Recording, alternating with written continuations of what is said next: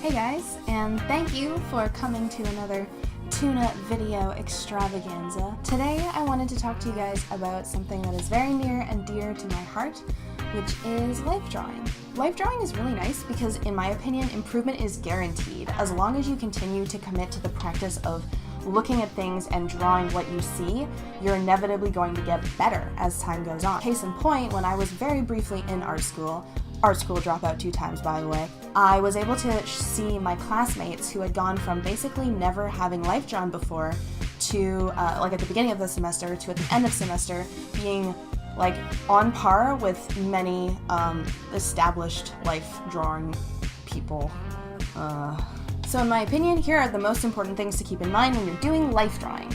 Forget what you know, draw what you see. This is the biggest tenet of life drawing in my experience. It's really tempting when you look at like a tree to be like, oh, I know what trees look like, I'm just gonna draw them like they look in my mind. But when you're life drawing, you wanna do the exact opposite of that. You wanna look at the tree, you wanna forget what you know, and you wanna draw what you see. Don't fixate on one area, capture the whole. Talking about this, I want you guys to look at the object that you're drawing, and I want you to try and capture the entire object in the allotted time that you've given yourself. For example, in my exercises, that would be like the less than 1 minute that I have before the animal moves. Focus on the details only if you have time.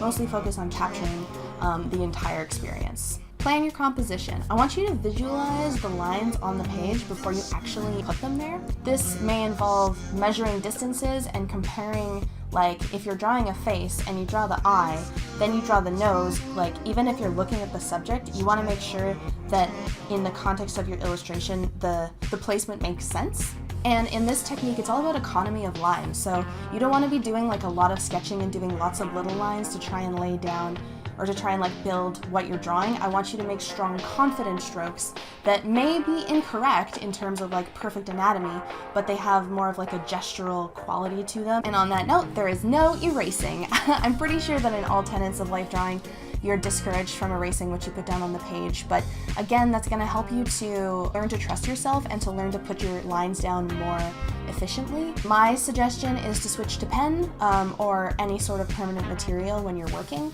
I have a beautiful little, I think it's a Pentel Hybrid Technica gel pen that I use for most of my sketching, and that's actually what I use in the sketches that you can see here. Lastly, I want you to remember that not every drawing has to be a masterpiece. Like, we're talking about learning here, we're talking about practicing, so a lot of the steps to get you to a finished product aren't as beautiful as the finished product themselves. Learn from every drawing, and if you feel like you've made a mistake and you're not happy with what you've done, I want you to think about why.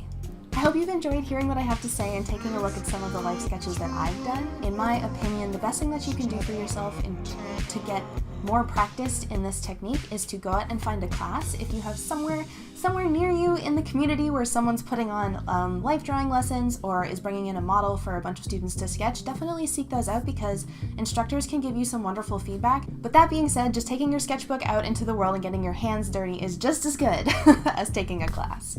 I want to thank you so much for watching, and a big shout out to all of my patrons who allow me to make videos like this for you. I hope to do more in the future. It's always difficult to get in the swing of making videos, but I'm feeling inspired. Anyway, we'll see you next time.